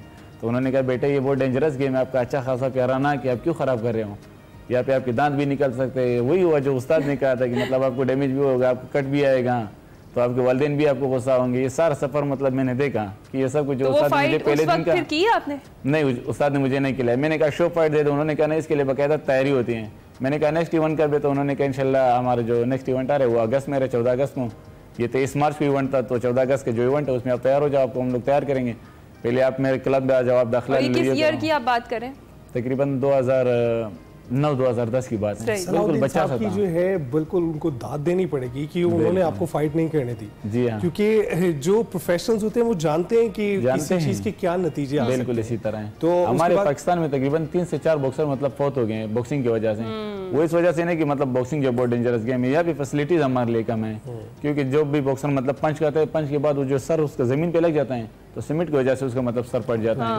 वैसे इंटरनेशनल लेवल पे मतलब जो रिंग होता है, रिंग के ऊपर उन्होंने एक सख्त फॉर्म रखा होता है जिससे फुटवर्क भी मतलब इजीली हो सकती है। अगर फॉर्म नरम हो तो फिर फुटवर्क से इंसान थक जाता है। हमारा 12 राउंड फाइट होती है, बहुत मुश्किल होती है। इससे पहले जब मैं मैच्योर बॉक्सिंग खेल रहा था, मैच्योर बॉक्सिंग में अल्हम्दुलिल्लाह मेरा 120+ फाइट मैं जीत चुका हूँ, मेरा रिकॉर्ड है। तो अल्हम्दुलिल्लाह प्रोफेशनल में भी तकरीबन मैं 7-0 रिकॉर्ड है मेरा और अनडिफिटेड हूँ मैं आज तक अल्हम्दुलिल्लाह। तो प्रोफेशनल बॉक्सिंग और एमेच्योर बॉक्सिंग के जो रूल है उसमें भी फर्क है। एमेच्योर बॉक्सिंग जो 3 राउंड होता था, 3 मिनट का राउंड होता था, तकरीबन 9 मिनट टोटल फाइट होता था। वो कुछ स्पीड गेम होता था और उसमें टच के पॉइंट होते थे। और ये हमारा जो प्रोफेशनल बॉक्सिंग है ये 4 राउंड से शुरू होता है, फिर 6 राउंड है, फिर 8 राउंड है, फिर 10, फिर इसी तरह 12। आजकल जी मैं वर्ल्ड चैंपियनशिप के लेवल पे खेल रहा हूँ तो मैं 12 राउंड का फाइट खेल रहा हूँ। तो 12 राउंड जो तकरीबन 1 घंटे का फाइट बनता है, बहुत मुश्किल होता है। और इसमें तकरीबन 3 मिनट के बाद आपको 1 मिनट ब्रेक देगा। 1 मिनट हम लोग मतलब लाइक अगर उस कॉर्नर में हम लोग खेल रहे उस कॉर्नर से हम लोग अपने कॉर्नर में जहाँ पे मेरा कोच है इसमें 1 मिनट खत्म होता है। और ये वहाँ पे तो 1 मिनट हमें 15 सेकंड भी नहीं लगते। किस तरह से मिलते हैं एमेच्योर में जो है टच के पॉइंट से, तो दूसरी प्रोफेशनल में उसमें जो सही बॉक्सर को हिलाना पड़ेगा। जी हाँ, सही लाइक मतलब इस तरह के येलो निशान आने चाहिए। अच्छा शोएब बताएं कि फ्यूचर गोल्स क्या हैं, किस फाइट के लिए तैयारी कर रहे हैं, कितने ज्यादा एक्साइटेड हैं और कितनी तैयारी हो चुकी है? फ्यूचर गोल्स भी मेरे यही थे कि मैं वर्ल्ड चैंपियन बनूं पाकिस्तान के लिए, मतलब पाकिस्तान का नाम रोशन करूं। और ख्वाहिश यही था कि मतलब मेरा जो फाइट होगा वर्ल्ड चैंपियनशिप का वो इंडिया के साथ हो जाए। तो अल्लाह पाक ने वो इंडिया के साथ मेरा फाइट लेके आया वहाँ पे, जब मैं भी क्वालिफाई हो गया इस रैंकिंग टाइटल के लिए और इंडियन बॉक्सर भी इस टाइटल के लिए क्वालिफाई हो गया। तो इंशाल्लाह ये हमारी बहुत अच्छी फाइट होगी। प्रेशर भी होता है इस फाइट का, जो खासतौर पे रिवायती हरीफ इंडिया के साथ होती है, और एक्साइटमेंट तो डेफिनेटली होती है और ज़हन में यही होता है कि बस जो भी हो नॉकआउट करना है। इस फाइट के लिए तो प्रेशर इस तरह होती है कि मतलब हम लोग इतने सीरियस है। जब मैं तकरीबन ईद से पहले रमज़ान के दौरान मतलब इफ्तार से पहले मैं 1 घंटा ट्रेनिंग करता था, तो वहाँ पे लोग जो मतलब बैठे थे मेरे साथ, मेरा एक कोच था पाकिस्तान पुलिस टीम का भी हेड कोच है मोहम्मद अमीन, जो बलूचिस्तान पुलिस डिपार्टमेंट का भी कोच है। तो मैंने आईजी साहब को रिक्वेस्ट किया था कि आप ये कोच अगर मेरे लिए भेजें, कम से कम बलूचिस्तान पुलिस डिपार्टमेंट से मुझे ये फ़ायदा मिले, ये भी बड़ी बात है। पहले मतलब इंटरनेशनल लेवल पे किसी भी कोच को मैं पे करता था, अब इन्होंने मुझे मतलब ये कोच फ्री भेजता, तो मेरे लिए ऑनर की बात है और इनका शुक्रिया अदा करता हूँ। तो वहाँ पे कोच जब मुझे देख रहा था, मैंने कोच को कहा कि ये सारे लोग यहाँ पे रोज़ा हैं और मैं यहाँ पे 1 घंटा रनिंग कर रहा हूँ, सबको ये नहीं लग रहा होगा कि ये बंदा भी रोज़ा है या नहीं, मगर इनको ये एहसास दिलाना, इनको मतलब ये यकीन दिलाना कि मतलब हम लोग साल 12 महीने रोज़ा होते हैं। सुबह का नाश्ता हम लोग 11 बजे करते हैं, फिर तकरीबन आफ्टर ट्रेनिंग मतलब मगरिब के बाद इवनिंग टाइम जब हम लोग ट्रेनिंग करते हैं, फिर रात के खाना खाते हैं। मुझे तकरीबन 14 साल 15 साल हो गए बॉक्सिंग में, मैंने आज तक दोपहर के खाना नहीं खाया है। हम लोग आदत इसी तरह हुए हैं और हम लोग ट्रेनिंग करते हैं, खाली पेट हम लोग अच्छा ट्रेनिंग कर सकते हैं, जब कुछ खाएगा पिएगा तो फिर इंसान को नींद आ जाती है। बिल्कुल। तो मेरा रमज़ान में मतलब इतना सख्त ट्रेनिंग करता, तो ये इस फाइट के बारे में आपने बताया मैडम कि आप कितनी सीरियस हो, तो मैं काफ़ी अल्हम्दुलिल्लाह इस फाइट के लिए सीरियस हूँ। इसी तरह मेरा अपोनेंट सीरियस है। आजकल सोशल मीडिया के दौर है, वो मुझे देख रहे हैं, मैं उसको देख रहा हूँ, वो ट्रेनिंग को देख रहे हैं। भूख में आप लड़ते भी ज्यादा हैं। जी हाँ, भूख होती है तो उसमें ज्यादा लड़ाई होती है। बिल्कुल ठीक। तो Shoaib, thank you very much हमें ज्वाइन करने के लिए। आपकी सक्सेसेस हमने शेयर की हैं, आपका मुस्तकबिल में जो फाइट होने वाला है रिवायती हरीफ अजहर अली के साथ ढाका में, उसके लिए ऑल द बेस्ट और इंशाल्लाह आप वो भी जीता और हमारे नाजरीन के साथ हम वो भी शेयर करेंगे स्टोरी जब वो यूबीओ फाइट जो लाइट वेट टाइटल है वो जीत कर लेकर आएंगे। शोएब हमारे साथ मौजूद थे और देखें ऐसा ही टैलेंट होता है जिसकी हम कोशिश करते हैं आपसे मुलाकात करवाएं ताकि आपको उनकी कामयाबियों से आशना कर सकें। हम ब्रेक के बाद हाजिर। प्रोग्राम के दूसरे हिस्से में खुशामदीद टॉप ऑफ द आवर बात करेंगे। वफाकी दारुल हुकूमत में ओवरसीज़ पाकिस्तानियों के लिए ओवरसीज़ पाकिस्तानी कन्वेंशन का इनेकाद किया गया, जिसमें दुनिया के 80 से ज़ायद ममालिक से आए हुए ओवरसीज़ पाकिस्तानी शरीक हुए। शुरका को रियासती मेहमान का दर्जा दिया गया। तकरीब में वज़ीर आज़म और आर्मी चीफ ने भी शिरकत की। ओवरसीज़ पाकिस्तानियों के कन्वेंशन से खिताब में वज़ीर आज़म का ये कहना था कि इस्लामाबाद में ओवरसीज़ पाकिस्तानियों के मसाइल हल करने के लिए खुसूसी अदालतें कायम कर दी गई हैं। हुकूमत ने पंजाब और बलूचिस्तान में भी ऐसी ही अदालतें कायम करने के लिए इकदाम जारी किए हैं। बैरून मुल्क मुकीम पाकिस्तानी हमारे सरों के ताज और एम्बेसडर हैं। ओवरसीज़ पाकिस्तानियों का दिल पाकिस्तान के साथ धड़कता है। वज़ीर आज़म ने मज़ीद कहा कि ओवरसीज़ पाकिस्तानियों के बच्चों की तालीम के लिए यूनिवर्सिटीज़ में 5% कोटा भी मुख्तस किया गया है, जबकि मेडिकल कॉलेजेस की अगर बात करें तो वहाँ 15% कोटा रखा गया है। FBR ओवरसीज़ पाकिस्तानियों को लेन देन और बैंक मामलात में बतौर फाइलर्स शुमार करेगा और हर साल सबसे ज़्यादा फॉरेन एक्सचेंज भेजने वाले पाकिस्तानियों को 15 सिविल अवार्ड्स भी दिए जाएंगे। कन्वेंशन से आर्मी चीफ ने भी खिताब किया। खिताब करते हुए उन्होंने कहा कि जो लोग ब्रेन ड्रेन का बयानिया बनाते हैं वो ये जान लें कि ये ब्रेन ड्रेन नहीं है बल्कि ब्रेन गेन है और बैरून मुल्क पाकिस्तानी इसकी उम्दा तरीन मिसाल है। आप सब ने पाकिस्तान की कहानी अपनी अगली नस्ल को सुनानी है, वो कहानी जिसकी बुनियाद पर हमारे बाओजदाद ने पाकिस्तान हासिल किया। आर्मी चीफ ने 2 टोक अल्फाज में ये भी वाजे किया कि दहशतगर्दों की 10 नस्लें भी बलूचिस्तान और पाकिस्तान का कुछ नहीं बिगाड़ सकती और बलूचिस्तान पाकिस्तान की तकदीर और हमारे माथे का झूमर है। जब तक इस मुल्क के गयूर अवाम अफवाज पाकिस्तान के साथ खड़े हैं, आपकी फौज हर मुश्किल से बासानी नंबरदाज़मा हो सकती है। You think terrorists, they can take away the destiny of the country from us? If this great Pakistani nation and the Pakistani armed forces, if 1.3 million Indian army with all their wherewithal, if they cannot intimidate us and they cannot coerce us, these terrorists can subdue the armed forces of Pakistan. Balochistan जो है, जो कि पाकिस्तान की destiny है, ठीक है, जो कि पाकिस्तान के माथे का झूमर है, तुम 1500 बंदे कहोगे कि जी हम इसको ले जाएंगे, तुम्हारी अगली 10 नस्लें भी नहीं लेके जा सकती। Pakistan needs to be a hard state, a country whose all institutions, whose all departments, organizations, divisions, allied departments, they are working as per the law, they are fully operational, and everything is being done as per the constitution, is a hard state. It is no more a question. Pakistan has already started rising. The question is, how fast and how quickly can you rise? That is the question. And we will definitely guide this country to occupy its rightful position in the Committee of the Nations. If you come across difficulty, face it. Stand before that difficulty and overcome that difficulty. Hina ने एक recap दिया है इस convention के हवाले से। इंतहाई अहम कन्वेंशन था जिस पर बात करना ज़रूरी है, और इसके लिए हमारे साथ हमें ज्वाइन कर चुके हैं चेयरमैन EU पाक फेडरेशन के जो चेयरमैन है, और अभी रिसेंटली उन्हें तमगाए खिदमत भी दिया गया है, डॉक्टर परवेज इकबाल लोसर हैं, हमारे साथ मौजूद हैं। बहुत शुक्रिया डॉक्टर साहब हमें ज्वाइन करने के लिए। कैसे हैं आप? थैंक यू वेरी मच, ज़बरदस्त, थैंक यू। अच्छा डॉक्टर साहब, ये बताइएगा कि ये जो पाकिस्तानियों के लिए, ओवरसीज पाकिस्तानियों के लिए पहला कन्वेंशन इसका इनेकाद किया गया है जिसमें 1200 से ज़ायद लोगों ने शिरकत की है, इस कन्वेंशन की अहमियत को आप कैसे देखते हैं? Thank you very much. पहले तो आपका मुझे मदऊ करने का। ये कन्वेंशन, मैं जो कि 35 साल से ओवरसीज पाकिस्तानी हूँ, ये कन्वेंशन पाकिस्तान में गेम चेंजर होगा। क्यों गेम चेंजर होगा? जो अभी कुछ अरसा से मैं आपको थोड़ी सी बात बताना चाहता हूं। कुछ अरसा से पाकिस्तान या इंटरनेशनल सोशल मीडिया पे ये बातें गर्दिश कर रही हैं कि ओवरसीज पाकिस्तानी जो हैं ये अपनी फौज और अपने मुल्क के खिलाफ हैं। ये चीज जो चल रही थी, ओवरसीज पाकिस्तानियों ने, ये जो 81 ममालिक से आए हुए ओवरसीज पाकिस्तानी थे, ये गैर सियासी कन्वेंशन था और इसमें 90% उन लोगों ने जो है पार्टिसिपेट किया है जिनका पाकिस्तान की किसी सियासी जमात से कोई तल्लुक नहीं है, जो सिर्फ और सिर्फ पाकिस्तान के सब्ज हलाली परचम के साथ खड़े हैं, जिन्होंने यहाँ पर आने से पहले ये शर्त रखी थी कि अगर ये सियासी कन्वेंशन है तो हम इसको पार्टिसिपेट नहीं करेंगे। और ये पाकिस्तानी जो यहाँ आए, अभी 1200, ये तकरीबन 2000 से ज्यादा लोग थे। मैं आपको बताऊं कि इन दिनों पे इस्लामाबाद में hotel, rest house, guest house, किसी जगह पे कोई गुंजाइश नहीं थी कि लोगों को रखें कहां। इसमें सबसे अच्छी बात जो मौजूदा गवर्नमेंट ने की, लोग अपनी एयर फेयर भी लेकर आए, लेकिन यहाँ पर इन्होंने घूमते वक्त ने उनको स्टेट गेस्ट का जो इज्जत और आनर दिया, इसके लिए हम उनके शुक्रगुजार हैं। इस कन्वेंशन के 3 एजेंडे थे, मैं आपको बताऊं। सबसे पहले था कि पाकिस्तान में ओवरसीज पाकिस्तानी अपनी मादरी वतन में इन्वेस्टमेंट लेके आ रहे हैं, जिन्होंने यहाँ से जीरो गए वहां हीरो बने, अपने अंपायर बनाए।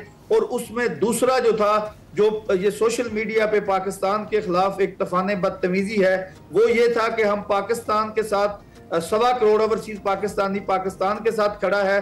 और तीसरा जो ये था कि अपने अदारे और अपनी फौज के साथ। अभी जो आपने ये अपने इंट्रो में सिपा सलार की तकरीर सुनाई, इसमें मैं आपको बताऊं कि हाल में कभी वो जो आप कन्वेंशन हाल में आप होते, मैं खुदा की कसम खा के कहता हूं, वहां पर जो ओवरसीज पाकिस्तानियों का जज्बाती माहौल था, जब सिपा सलार बोल रहा था, लोग कुर्सियों से उठ कर पाकिस्तान जिंदाबाद, ख्वाजे पाकिस्तान जिंदाबाद, नारा तकबीर, नारा रिसालत, पाकिस्तान का मतलब क्या, ला इलाहा, ये नारे बज रहे थे। और लोगों के अंदर जो जज्बा और वलवला था, और मेरे ख्याल में सिपा सलार ने ओवरसीज पाकिस्तानियों के साथ दिल की बात की, और उन्होंने जो लफ्ज कहा कि आप हमारे सफीर हैं दुनिया के जिस कोने में हैं। और फिर प्राइम मिनिस्टर की तकरीर भी जो है ओवरसीज पाकिस्तानियों के लिए हौसला अफजा थी। उन्होंने कुछ ऐलानात किए। मैं एक वो वाला पाकिस्तानी हूं जो ऐलानों पे यकीन नहीं रखता हूं, नो स्पिट पे यकीन नहीं रखता हूं। अभी ओवरसीज पाकिस्तानी, हमें अपने मुल्क में, ये हमारा मादरी वतन है, वतन माँ होती है, यहाँ पर हमें हजारों प्रॉब्लमें होंगी, हजारों मसाइल होंगे, लेकिन हम इस मट्टी से दूर नहीं जा सकते। अभी कभी ये प्रोपेगेंडा जो ये चंद एक लोग जो कि किसी और मुल्क की अमा पे किसी और मुल्क के स्क्रिप्ट पढ़ते हैं, उनका भी अभी वक्त आ गया है कि उनकी ये दुकान बंद हो चुकी है। जो ये कुछ अरसे से नारा लगा रहे थे कि ओवरसीज पाकिस्तानी किसी एक शख्स के साथ खड़े हैं या किसी एक सियासी जमात के साथ खड़े हैं, अभी वो प्रोपेगेंडा जो कर रहे हैं, वो उनको कहें कि जो लोग हैं, मैं तो उनको कह रहा हूं आपके प्रोग्राम के जरिए, यहाँ लोग भेजें, ये लोगों से मिले, ये दुनिया के 81 ममालिक से जो आए हैं, इनके इंटरव्यू करें। बल्कि सोशल मीडिया, उनका सोशल मीडिया इस्लामाबाद में या ये लोग पाकिस्तान में हैं, इनके इंटरव्यू करें कि ये कहां से आए, क्यों आए, इनका आने का मकसद क्या था। लेकिन डॉक्टर साहब दुरुस्त फरमा रहे हैं, और बिल्कुल यही चीज आर्मी चीफ ने भी क्लियर की कि जो भी पाकिस्तान की तरक्की की राह में हायल होगा, हम मिलकर उस रुकावट को जो है हटा देंगे।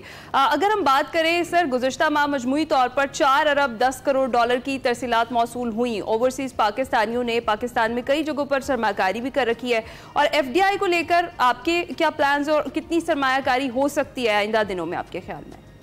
देखिए, ये जो सबसे पहली बात आपने की कि 4.1 बिलियन जो ये रेमिटेंस आया मार्च में, ये उन लोगों के लिए एक मैसेज भी है जो ये लोगों को सिविल नाफरमानी की तहरीक चला रहे थे और रेमिटेंस ना भेजो, उन्होंने तहरीक चलाई। सबसे पहले तो ये है कि उनका ये जो तहरीकें चला रहे थे दम टूट गया। और दूसरा, ओवरसीज पाकिस्तानी जो हैं अभी इस मुल्क में जो पहले 5 सेक्टर हैं जिनमें ये दिलचस्पी ली है, जिनमें ये अपनी इन्वेस्टमेंट कर रहे हैं, वो है एग्रीकल्चर, वो है रियल स्टेट, वो है हेल्थ, वो है एजुकेशन और वो है ये रेस्टोरेंट स्टेशन।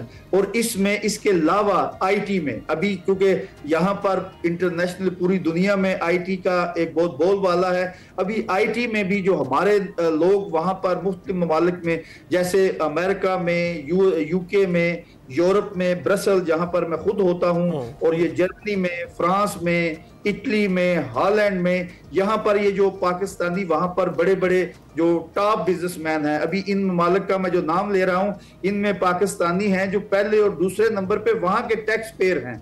अभी वो यहाँ पर ये दिलचस्पी जाहिर कर रहे हैं। बल्कि एक और जो नई चीज लोगों में वलवला आया है, लोगों की ये डिमांड है ओवरसीज पाकिस्तानियों की कि वन विंडो ऑपरेशन जो उनके लिए मौजूदा गवर्नमेंट और पाकिस्तानी अदारे मिलकर ये जो वन विंडो ऑपरेशन कर रहे हैं कि उनको ये आकर मुख्तलिफ लोगों के पास ना जाना पड़े, उनको जो फैसिलिटेशन है, एनओसी है, वो वन विंडो ऑपरेशन पे मुयस्सर की जाए। और उसके बाद जो आगे जाके जो लोगों की एक डिमांड आई है, जैसे यूरोप में 27 ममालिक हैं, वो कहते हैं कि हम एक अपना इंडस्ट्रियल जोन बनाएंगे, यूरोपियन इंडस्ट्रियल जोन इन पाकिस्तान। यूके वाले अपना बनाना चाहते हैं, अमेरिका वाले अपना बनाना चाहते हैं, अफ्रीका वाले अपना बनाना चाहते हैं, ऑस्ट्रेलिया वाले अपना बनाना चाहते हैं। और उसमें मैं आपको बताऊं कि जहां हम रहते हैं जो एम्प्लॉयमेंट है ये इंडस्ट्रियलिस्ट पैदा करता है। और अभी पाकिस्तान का ये जो लॉ एंड ऑर्डर का पूरी दुनिया में शोर मचा हुआ है, अभी इस मुल्क में कोई इतनी प्रॉब्लम नहीं है जितनी के दिखाई जा रही है। अनफॉर्चुनेट हम जो इस वतन माँ के बच्चे हैं, बेटे हैं, परदेसी हैं, जहां ये कच्चे मकान छोड़कर गए, कच्चे मकानों से गए, वहां से वापस आके अपने महल बनाए, अपने एम्पायर बनाए, अभी हम वापस आकर, क्योंकि पाकिस्तान के खिलाफ जितना नेगेटिव प्रोपेगेंडा होना था वो हो चुका। अभी पाकिस्तान जो है ये इंशाल्लाह आगे की मंजिल की तरफ जा रहा है। अभी जैसे सिपा सलार ने कहा, आर्मी, इंडियन आर्मी जो बड़ी ताकतवर आदमी आपने को समझती है, हर बार वो 65 हो, कबलभूषण हो, अभिनंदन हो या जाफर एक्सप्रेस हो, ये फौज पाकिस्तान ने अपनी कौम का सर फख्र से बुलंद किया और ये कौम भी अपनी फौज के साथ खड़ी है। ये जो एक प्रोपेगेंडा चल रहा है ये ओवरसीज, अभी एक बात प्राइम मिनिस्टर ने जो ओवरसीज पाकिस्तानियों से एक वादा लिया कि आपने एक वादा करना है कि आप जब वापस जाएं, वो लोग जो पाकिस्तान के खिलाफ सोशल मीडिया पे प्रोपेगेंडा कर रहे हैं, आपने उनका वहां के कवानीन के मुताबिक उनको जवाब देना है, उनका मुहासरा करना है और उनको ये बताना है कि ये झूठ का पलंदा बोल रहे हैं, ये पाकिस्तानी है ही नहीं, ये पाकिस्तान के मुखालफों के साथ ये रा या किसी और एजेंसी के साथ इकट्ठे हो गए हैं। पाकिस्तानी जो है उसको जितनी भी पाकिस्तान में तकलीफ हो, मादरी वतन में तकलीफ हो, वो ये काम नहीं करता, क्योंकि जो पाकिस्तान के मुहाफिज हैं उनके खिलाफ प्रोपेगेंडा करना, ये 2004 में जब ये 5th जनरेशन वार शुरू हुई, ये इंडिया का ख्वाब था। और अभी उनको ये लोग जो मिल गए जो अपने आप को पाकिस्तानी कहते हैं, मैं तो उनको पाकिस्तानी भी नहीं मानता और ओवरसीज इसलिए मैं नहीं मानता कि वो यहाँ से पुरानी गवर्नमेंट या उससे पहले ये उनको गवर्नमेंटों के करप्ट लोग जिनके ऊपर यहाँ पर सैकड़ों केस चल रहे हैं करप्शन के, वो इस मुल्क से भागे हुए हैं। कोई जो है वो यहाँ वो की कहते हैं व्हील चेयर पे रोने की आवाजें आ रही थी, कोई जो है वो किसी में रो रहा था। तो ये बताइएगा डॉक्टर साहब कि अभी आपने एलान की बात की, आपने वजीर आजम ने जो खिताब किया उसकी बात की, तो उनका ये भी कहना था कि अगर किसी ओवरसीज पाकिस्तानी को मसला है कोई, तो डायरेक्टली उनको अप्रोच किया जा सकता है। खसूसी अदालतों की बात हुई तो वो इन्वेस्टमेंट को लेकर ये बातचीत कर रहे थे। आपको क्या लगता है कि बैरूनी सरमायाकारी कितनी मजीद मुमकिन है? मैं आपको बताऊं कि उस दिन मैं जब पाकिस्तान एयरपोर्ट पे उतरा तो वो मीडिया ने मुझे पूछा, मैंने कहा ओवरसीज पाकिस्तानी 1000 अरब लेके आ रहे हैं, उसके ऊपर पाकिस्तान मुखालफिन ने जो है ये बड़ा प्रोपेगेंडा किया। मैं जब 35 साल पहले यहाँ से गया तो $39 लेके गया था। मैं वहां पर अपना बिजनेस करता हूँ और आगे भी मेरा बच्चा वहां पर ब्रसल पार्लियामेंट का इलेक्शन लड़ा है, एलिजिबल पार्लियामेंटेरियन है। अभी ओवरसीज पाकिस्तानी अगर 1.25 करोड़ में ये मैं आपको, क्योंकि ये जो लोगों को जवाब देने के लिए 1.25 करोड़ ओवरसीज पाकिस्तानियों में अगर 1000 बंदा, ये तो मैंने कहा था मिनिमम है, 1000 बंदा जो है ये हम सिलेक्ट कर लें तो वो 1 अरब अगर पाकिस्तान में लेकर आ रहे हैं। असल में इनको तकलीफ ये हो रही है कि ये पैसा इस्लामाबाद, कराची, लाहौर, पेशावर यहाँ क्यों आ रहा है, क्योंकि जो ये इनकी सोच है ये पैसा कलकत्ता, बंबई और दिल्ली में जाना चाहिए। लेकिन ये बात उनको बताएं, पाकिस्तानी जो है वो जाग चुके हैं, उनका ये मादरी वतन है, जो 1.25 करोड़ ओवरसीज पाकिस्तानी है, जिससे पहले ये मुल्क चल रहा है, जो इस मुल्क में रेमिटेंस ला रहे हैं, रीढ़ की हड्डी के को कहा जाता है। अभी इनको यहाँ पर जो सहूलतें, मैं आपको बताऊं कि अभी लोग जब यहाँ आके देखते हैं, वो एक जर्मन कहावत है कि एक बात को 17 बार कान में डाला जाए तो बंदा उसको हकीकत समझना शुरू करता है।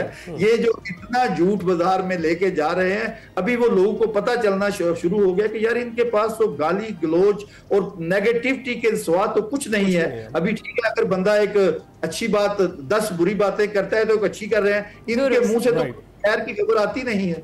बिल्कुल ठीक, बहुत शुक्रिया डॉक्टर परवेज इकबाल ओसर साहब हमारे साथ मौजूद थे। ओवरसीज पाकिस्तानी कन्वेंशन के ऊपर हम बात कर रहे थे। अभी हम जाएंगे छोटी सी ब्रेक पर, आप कहीं मत जाइएगा। और अब शामिल करेंगे अपना सेगमेंट माइंड मैटर्स, जिसमें वकार अहमद मलिक आज बात कर रहे हैं प्रोपेगेंडा उसूल पर। झूठ इतना बोलो कि सच लगने लगे। जानते हैं मजीद इस पर। अस्सलाम वालेकुम नाज़रीन, मैं हूं वकार अहमद और आप देख रहे हैं माइंड मैटर्स।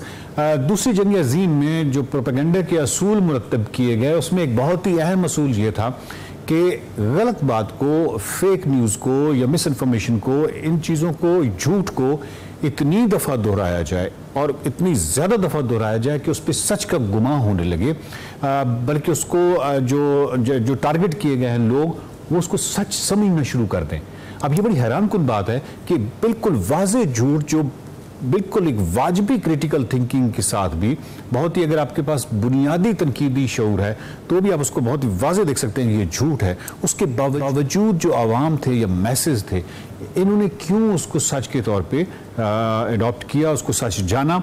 और जो मॉडर्न वर्ल्ड है, इसमें जब सोशल मीडिया पे फेक न्यूज़ या कोई भी चीज़ है वो क्यों इतनी ज़्यादा वायरल होती है, क्या उस पर लोग यकीन करते हैं? यकीन करते हैं तभी तो वो उसको शेयर करते हैं।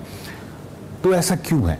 साइकोलॉजी ने उस वक्त इतना ज़्यादा काम इस हवाले से नहीं किया था, और उस पर लेटर ऑन जब साइकोलॉजी ने काम किया तो अब हमारे पास ये चीज़ मौजूद है, हमें मालूम है कि इंसान क्यों करता है। सबसे पहले तो हमें इस गलत फहमी से निकलना होगा कि हम कोई बहुत अकली फ़ैसले करने वाली मखलूक हैं, रैशनल बीइंग है। इंसान के हवाले से ये कहा जाता है कि वो बहुत अकली फ़ैसले करता है, वो बहुत अच्छी तरीके से कैलकुलेट करता है, रिस्क भी बड़े कैलकुलेटेड लेता है, वो हर वक्त एक अकल के हवाले से बहुत ही ज़बरदस्त किस्म की मखलूक है, और हर वक्त वो एक ज़बरदस्त किस्म के अकली फ़ैसले करने वाली मखलूक है। और वो एक नॉलेज बेस है उसके पास, और उस नॉलेज बेस को देख के तो वो सारे फैसले कर रही होती है। वो गूगल सर्चेस करती है और वहाँ पे डिफरेंट जो स्टडीज़ हुई होती हैं उस फिनोमेना के हवाले से वो देखती है और बहुत अच्छे से फैसला करती है।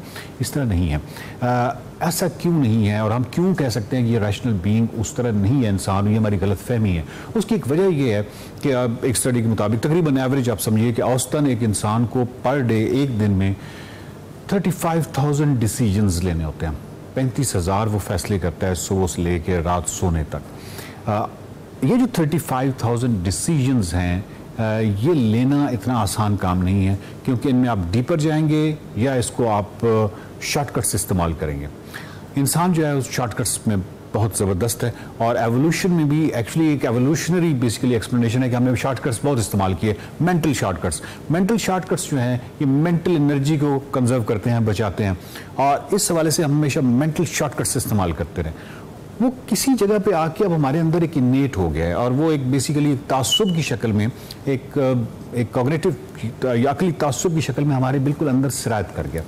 अब ये जो 35,000 डिसीजंस हैं, और फिर जो ह्यूज बहुत ही बड़ा वॉल्यूम है इंफॉर्मेशन का, जो कि डे टू डे इंसानी दिमाग जो है उससे नबर्द आजमा हो रहा होता है, इसमें वो काउंटलेस शॉर्टकट्स इस्तेमाल करता है। मतलब आप रोज़मर्रा रूटीन में इतने शॉर्टकट्स हैं, आप किसी रेस्टोरेंट में जाते हैं, इस पर डेफिनेटली स्टडीज़ मौजूद है कि आप जब मेन्यू करते हैं तो ज़्यादा चांस ये होता है कि आपने ऑलरेडी उस रेस्टोरेंट में जो चीज़ खाई होती है आप उसी पे टिक करते हैं। आपको नया एक्सपेरिमेंट करने के हवाले से जो प्रोबेबिलिटी है, इम्कान है, वो कम होता है। जनरली आप पहले से तयशुदा, पहले अगर आप वो जो भी चीज़ डिश आपने वहाँ पे खाई है, आप उस पर मुतमईन हुए हैं, आप उसी भी टिक करेंगे, आप उसी को दोबारा ऑर्डर करेंगे।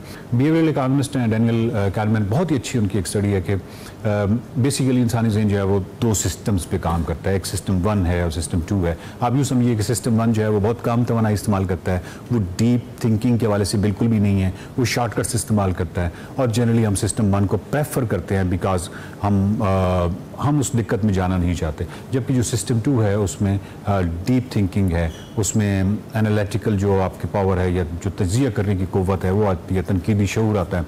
ये इस चीज़ को वो सिस्टम 2 का नाम देता है। मिसाल के तौर पे अगर मैं आपसे ये कहूँ कि 5 मशीनें जो हैं वो 5 मिनट में 5 चीज़ें प्रोड्यूस करती हैं, तो 100 मशीनें जो हैं वो 100 चीज़ें कितने मिनट में प्रोड्यूस करेंगी? मे बी आप शॉर्टकट्स लेने के चक्कर में उसको 100 मिनट कह दें, गो कि वो 5 मिनट ही करेंगी। ये इस तरह अंडों के हवाले से एक बड़ी अच्छी वो दी जाती है मिसाल के 2 अंडे जो हैं वो अगर 5 मिनट में बॉयल होते हैं तो 10 अंडे कितने मिनट में बॉयल होंगे, वगैरह वगैरह। तो वो सेम ही जवाब है, लेकिन कई दफ़ा सीधी सीधी तकसीम कर देता है, सीधी सीधी ज़रब कर देता है कि मेंटल शॉर्टकट को इस्तेमाल करते हुए।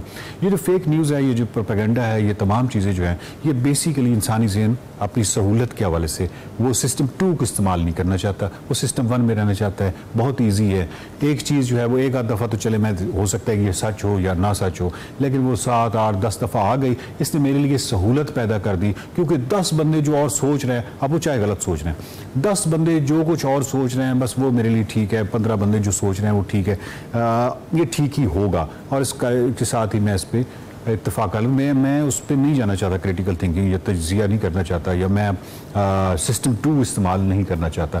तो प्लीज़ सिस्टम 2 इस्तेमाल कीजिए ज़्यादा से ज़्यादा। मेंटल शॉर्टकट्स हमारी ज़िंदगियों का हिस्सा हैं और ये बहुत सारी जगहों पे हमें बेतहाशा मुआविन साबित होते हैं।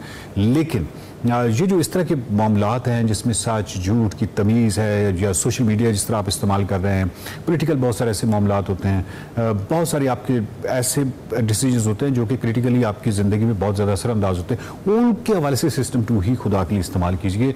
और सोशल मीडिया जो है उसका इस्तेमाल खुदा के लिए बहुत एहतियात से कीजिए, बहुत एहतियात से कीजिए। स्पेशली जब से आर्टिफिशियल इंटेलिजेंस का ये मामला आया है तो बहुत ही चीज़ें जो हैं वो मुश्किल हो गई हैं। झूठ और सच की जो तमीज़ है बहुत ही मुश्किल हो गई है, और रिपीटेडली कोई भी चीज़ आपके सामने आएगी तो आप एक मेंटल शॉर्टकट मारने की कोशिश करेंगे, ना मारिए। सिस्टम 2 के बजाय, सिस्टम 1 के बजाय सिस्टम 2 इस्तेमाल कीजिए। बहुत शुक्रिया, देखते रहिए mind matters.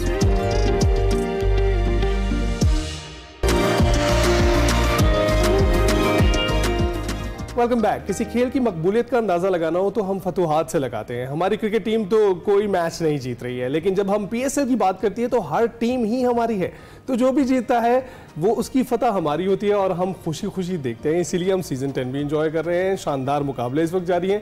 Rawalpindi cricket stadium में खेले जाने वाले PSL के 7वें मैच की बात करते हैं, जिसमें इस्लामाबाद यूनाइटेड ने पहले बैटिंग करते हुए मुकर्ररा 20 ओवर्स में 6 विकेटों के नुकसान पर 202 रन बनाए। और साहबजादा फरहान की तो क्या बात है, वो इस PSL में छाए हुए हैं। 53 रन उन्होंने स्कोर किए। कोलन मिनरो ने 48 रन के साथ नुमाया कारकर्दगी दिखाई और इस्लामाबाद के 203 रन के ताकुब में मुल्तान सुल्तान्स की पूरी टीम 19वें ओवर में बुक हो गई, आउट हो गई। 155 रन बनाए उन्होंने, और मुल्तान की जानिब से मोहम्मद रिजवान थे जिन्होंने 38 रन बनाए, उस्मान खान ने 31, इफ्तिखार अहमद ने 32 रन बनाए। इस्लामाबाद की जानिब से जेसन होल्डर ने 4 विकेटें हासिल की, जबकि इमाद वसीम ने 2 शिकार किए। और इसके अलावा आपको ये भी बताते रहें कि कबल अजी बारिश के बायस रावलपिंडी क्रिकेट स्टेडियम की आउटफील्ड गीली होने के बायस टॉस ताखिर का शिकार हो गया था, ताहम ओवर्स में कोई कमी नहीं की गई थी, कोई कटौती नहीं की गई थी। जी हाँ, और आज जैसा कि आपको आगाज में बताया था, इवेंट में आराम का दिन है, आज कोई मैच नहीं होगा। इसी सारी सूरत हाल पर हमने करनी है जी बात। हमें स्टूडियोज में ज्वाइन कर चुके हैं मोहम्मद यूसुफ अंजुम साहब, उनसे बात करेंगे। अस्सलाम वालेकुम, कैसे यूसुफ साहब? वालेकुम अस्सलाम जी, बिल्कुल अल्हम्दुलिल्लाह। यूसुफ साहब, जिस तरह से हमने जिक्र किया कि PSL 10 की जो फेस्टिविटीज़ है वो चल रही हैं और बड़ा इंजॉय कर रहे हैं, फिलहाल अगर पॉइंट्स टेबल पर नज़र डालें तो इस्लामाबाद यूनाइटेड शाही भी लग रही है। देखिए, बिल्कुल इस्लामाबाद यूनाइटेड दिफाई चैम्पियन भी, और उसका जो कम्बिनेशन इस वक्त मेरे ख्याल सबसे ज़्यादा अच्छा दिखाई दे रहा है। और ख़ास तौर पर अगर साहबजादा फरहान की बात की जाए, उसके साथ जैसन होल्डर हैं, हैदर अली ने भी कल स्कोर किया, कोलन मर्डो के लिए बेहतरीन परफॉर्मेंस दे रहे हैं। तो कम्बिनेशन के लिहाज से इस वक्त जो आप कह सकते हैं सबसे अच्छी जो टीम है वो इस्लामाबाद यूनाइटेड की है। और उसमें आपने फ़र्क देखा होगा शादाब खान की कप्तानी का। शादाब खान ने पाकिस्तान टीम की भी क़यादत की है चंद मैचेस में, लेकिन इस PSL में उनके एक कप्तानी में ज़्यादा मैच्योरिटी नज़र आई, उनके जो फैसले अच्छे हुए हैं और जो फैसला उन्होंने किया उसने उसको अपना आगे से ओके किया और उनकी परफॉर्मेंस में बेहतरी आगे आ रही है। तो मजमूई तौर पर ये इस्लामाबाद यूनाइटेड क्योंकि दिफाई चैम्पियन भी उसका अपना होम ग्राउंड भी है और वहाँ उनको अपने क्राउड की सपोर्ट भी हासिल है, तो उनका इस वक्त जो कह सकते हैं कि हम सबसे बेहतर एक टीम आप कंसीडर उसको। लेकिन आप साहबजादा फरहान की परफॉर्मेंस के बारे में बात करें, क्योंकि एक ऐसे इवेंट में जहाँ पर आप नज़र आमतौर पर आना शुरू होते हैं उसमें मुसलसल स्कोर करते चले जाएं, तो आपको ऐसे बैट्समैन ही चाहिए ना अपनी क्रिकेट टीम में, कौमी क्रिकेट टीम में। देखें नहीं कि साहबजादा फरहान ने सबसे ज़्यादा रन किए थे डोमेस्टिक में, उसके बाद उसको टीम का हिस्सा नहीं बनाया गया था और ये गुस्सा भी क्या आप कह सकते कि उन्होंने अब प्रूव किया कि मैं सबसे बेहतर हूँ, मुझे मौका दिया जाए।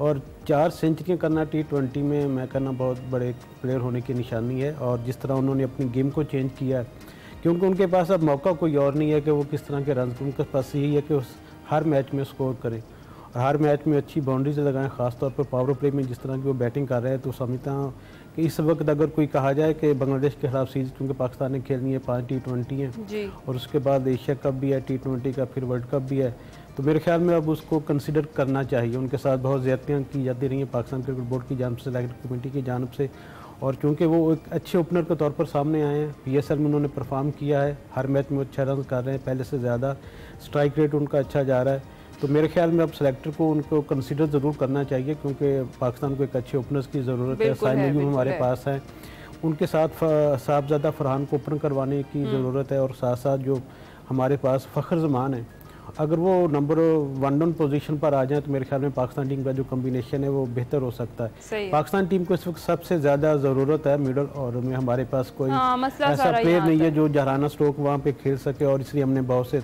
आजमाए भी हैं, खुशदिल शाह को भी आजमाया, इफ्तिखार अहमद को भी आजमाया, और जो हैं उनको हम मिडिल ऑर्डर पे खिला ही नहीं रहे। बाबर आजम की अगर बात करें, वो ओपनिंग करके अपने आप को ज़ाया कर देते हैं। हाँ, वो अक्सर तो वो खेलते थे 1 डाउन 2 डाउन ही वो खेला करते थे, तो अब आप उनको ये मशवरा देंगे कि अपने जो पहले से रैंक तयशुदा था उसी पर खेलें? देखें, अगर जिस तरह पहले उन्होंने परफॉर्म जिस नंबर पे किया उसी नंबर अगर वो आ जाए तो मेरे ख्याल में उनके लिए भी बेहतर होगा और पाकिस्तानी टीम के लिए भी बेहतर होगा।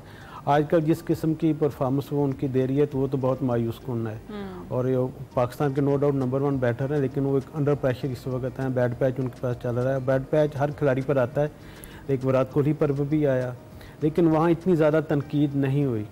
यहाँ पर बहुत ज़्यादा तनकीद का निशाना बनाया जा रहा है बाबर आजम को। बाबर आजम चूँकि इतने ज़्यादा पढ़े लिखे नहीं हैं, एक आम से घराने से उनका ताल्लुक है, फैमिली बैकग्राउंड इतना अच्छा नहीं है, तो इसकी निस्बत जो इंडिया में है वहाँ पर लोग ज़्यादा एजुकेटेड हैं, वहाँ पर पढ़े लिखे लोग आते हैं, उनका जो एक सोचने का अंदाज़ है वो ज़्यादा बेहतर होता है।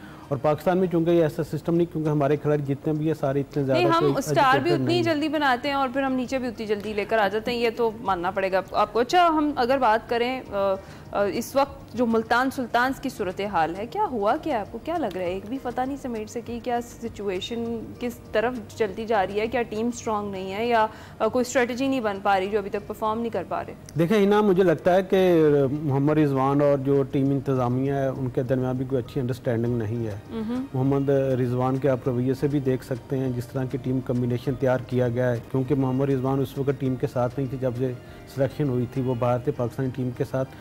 जो कम्बिनेशन था इस वक्त सबसे वीक कम्बिनेशन अब मुल्तान सुल्तान का दिखाई दे रहा है। उन्होंने जो गैर मुल्की खिलाड़ी लिए वो भी परफॉर्म नहीं करे, जिससे प्रेशर ज़्यादा मुल्तान सुल्तान के खिलाड़ियों पर आ गया है। मोहम्मद रिजवान ने एक मैच में परफॉर्म किया जिससे थोड़ा सा बेहतर उनकी परफॉर्मेंस दिखाई थी, लेकिन बॉलिंग उनकी खासी वीक है। बॉलिंग में कोई इतना बड़ा नाम नहीं है जो मुल्तान सुल्तान को जिस तरह पहले 4 फाइनल्स खेले उसने उस टेम्पो को बरकरार रखा जाता। और उसके साथ साथ क्योंकि थोड़ी सी जब आप फैसले अच्छे नहीं होते, मजमूई तौर पर ड्रेसिंग रूम का माहौल अच्छा नहीं होता, और उनके जो ऑनर है अली तरीन, उनकी भी एक स्टेटमेंट आई जिससे इख्तलाफात नुमायाँ हो गए हैं टीमों के दरमियान भी, मालकान के दरमियान भी और खिलाड़ियों के दरमियान भी। कल भी आपने देखा कि जब शादाब खान रिजवान आउट हुए तो शादाब खान का जो रवैया था बहुत ज़्यादा अग्रेसिव था, उन्होंने उनकी तरफ इशारा भी किया कि चल ग्राउंड से बाहर। तो इससे आप अंदाज़ा लगा सकते हैं खिलाड़ियों के दरमियान भी कितनी एक टसल इस वक्त चल रही है, और इसका असर यकीनी तौर पर मोहम्मद रिजवान की परफॉर्मेंस पर भी पड़ा, उनके फैसलों पर भी पड़ा है। और जब एक टीम परफॉर्म ऊपर से आप परफॉर्म नहीं करते फिर नीचे से भी कोई आपको ज़्यादा अच्छा रन करके नहीं देता।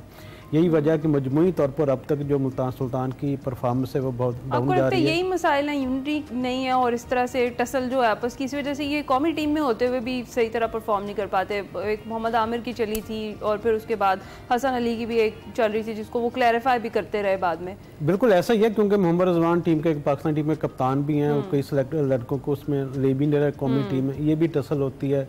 इख्तलाफात हो के हाँ मुझे परफॉर्मेंस के बावजूद आपने क्यों नहीं लिया, तो अगर आप मेरे सामने आएंगे तो मैं आपको ज़्यादा टफ टाइम दूंगा, इस किस्म की सूरत है। लेकिन ये खेल का हुस्न भी है, इससे खिलाड़ियों को मायूस नहीं होना चाहिए बल्कि अपनी परफॉर्मेंस को बेहतर करना चाहिए। हाँ, परफॉर्मेंस अपनी बेहतर करना चाहिए। अगर जब आप परफॉर्म अच्छा करेंगे, अगर आपके खिलाफ कोई अच्छी बॉलिंग कर रहा है तो आप अच्छी बैटिंग करके उसको दिखाएं कि मेरे में भी दम है, मैं भी कुछ कर सकता हूँ। तो इस मैच में इफ्तिखार अहमद के 32 रन को आप कैसे देखते हैं? इफ्तिखार अहमद को बहुत ज़्यादा चांस मिले हैं और जिस तरह अगर जिक्र किया जाए खुशदिल शाह का, वो भी मुल्तान सुल्तान का हिस्सा थे, उनको इन्होंने ड्रॉप किया, वो कराची किंग में गए, लेकिन खुशदिल शाह ने खुद को इम्प्रूव किया, उनकी फ़िटनेस बेहतर हुई है, उनकी परफॉर्मेंस में निखार आ रहा है। इफ्तिखार अहमद उसके मुकाबले में वहीं पर खड़े हैं जहाँ से उन्होंने आगाज़ किया था। एक मैच में अच्छा परफॉर्म करते हैं, दूसरे मैचेस में फिर वही रूटीन पर आ जाते हैं।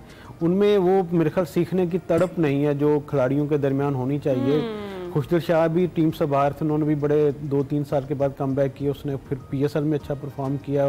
ना सिर्फ वो बैटिंग में अच्छा कर रहे हैं बल्कि उनकी जो बॉलिंग है वो उसमें भी बेहतरी नज़र आ रही है। और यही इस तरह की जो बिल्कुल इफ्तिखार अहमद को भी सोच अपनानी चाहिए कि ठीक है कंपटीशन होता है, लेकिन जब आप तक परफॉर्मेंस अच्छी नहीं करेंगे उस वक्त कोई भी फिर आपको अच्छा नज़रों से नहीं देखेगा। अच्छा, हमने सबका जिक्र किया है, ज़ल्मी का जिक्र नहीं किया आपने। छठी और आखिरी पोजीशन, वो हाल लग रहा है जो लाहौर और कराची का हुआ करता था। देखिए ज़ल्मी में दो ही बड़े नाम है, एक साइम अयूब है और एक बाबर आजम है। बाबर आजम अगर परफॉर्म नहीं करेंगे तो फिर ज़ल्मी का यही हाल होगा, क्योंकि पूरी टीम उन पर रिलाई करती है। साइम अयूब ने कुछ परफॉर्मेंस अच्छी देने की कोशिश की है, उनको भी अपनी परफॉर्मेंस में तसलसल दिखाने की ज़रूरत है। वो इंजरी के बाद लौटे हैं और जिस तरह आपने देखा कि फ़खर जमान भी इंजर्ड हुए थे, उन्होंने भी कम बैक किया, लेकिन वो हर मैच में ज़्यादा से ज़्यादा अच्छी परफॉर्मेंस दिखाने की कोशिश कर रहे हैं। यही साइम अयूब को भी करना चाहिए और बाबर आजम को भी मेरे ख्याल में अब बहुत ज़्यादा उनके पास बैट पैच आ गया, अब उनको अच्छी इनिंग्स खेलने की ज़रूरत है, क्योंकि जब तक वो बाबर आजम परफॉर्म नहीं करेंगे, विकेट पर नहीं रुकेंगे, उस वक्त तक ज़ल्मी के जीतने के इम्कान ज़्यादा बेहतर नहीं होंगे। तो अगले मुकाबले की थोड़ी सी अगर बात कर लें तो जो Karachi king versus Quetta Gladiators, और तीसरे और चौथे नंबर की इस टाइम पॉइंट्स टेबल पर इनकी जो पोजीशन है ये दोनों टीमें हैं, कैसे देखते हैं? देखिए दोनों टीमों में ही इनके कराची से ताल्लुक रखने वाले ज़्यादा खिलाड़ी हैं। कराची की टीम को अभी हार का सदमा बर्दाश्त करना पड़ा है लाहौर कलंदर के, और लाहौर कलंदर और कराची के दरमियान जो मैच हुआ था, हम समझ रहे शायद फाइनल से पहले फाइनल होगा, एक बहुत बड़ा मुकाबला होगा, बिल्कुल ऐसा नहीं हुआ, बहुत मायूसी हुई। कराची की गेम जिस तरह ढेर हुई लाहौर कलंदर के सामने, तो इस तरह की जो परफॉर्मेंस है उससे इनकी जो इतनी तौर पर जो मोराल है उनका वो डाउन हुआ होगा। इस वक्त अगर बैटिंग के लिहाज से गैर मुल्कियों की देखा जाए तो उसमें कराची किंग के सबसे पास ज़्यादा अच्छे डेविड वार्नर है, टीम साइफर्ट है, जेम्स वेनस है, उन्होंने एक मैच भी जिताया था कराची को। लेकिन अब चूँकि मुल्तान उनका मुकाबला कोयटा के साथ है तो कोयटा की टीम इस वक्त खासी गेयरअप हो चुकी है। गो के एक मैच उनको नाकामी का सामना भी करना पड़ा, लेकिन एक अच्छा मैच देखने की तवक्को है और ख़ास तौर पर उम्मीद की जा सकती है कि शायकीन भी ये मैच देखने आएंगे, क्योंकि जब तक प्लेयर शायकीन को वहाँ पर मौजूद नहीं होंगे, खिलाड़ियों का जो दाद देने वाला जब तक नहीं होगा तो वो परफॉर्मेंस में कैसे उनकी बेहतरी आएगी। बहुत शुक्रिया यूसुफ भाई हमसे डिस्कस करने के लिए। सारी सूरत हाल PSL की इस वक्त जो है कराची और कोयटा टकराने वाले हैं। कोयटा इस वक्त तीसरे दर्जे पर है और कराची चौथे दर्जे पर है जो पॉइंट्स टेबल है। तो जो जब ये तीसरा मुकाबला होगा तो ये तय कर देगा कि कौन मुस्तकिल तौर पर तीसरे और चौथे दर्जे पर रहेगा और उससे ये तय हो जाएगा। इस वक्त सबसे पहले इस्लामाबाद, दूसरे नंबर पर लाहौर कलंदर्स हैं, तो अब मैचेस बहुत दिलचस्प होने वाले हैं। जी हाँ, इसी के साथ ही हमें इजाज़त दीजिए, आपसे मुलाकात होगी कल। अपना ख्याल रखिएगा, फीडबैक ज़रूर दीजिएगा। अल्लाह हाफ़िज़। अल्लाह हाफ़िज़।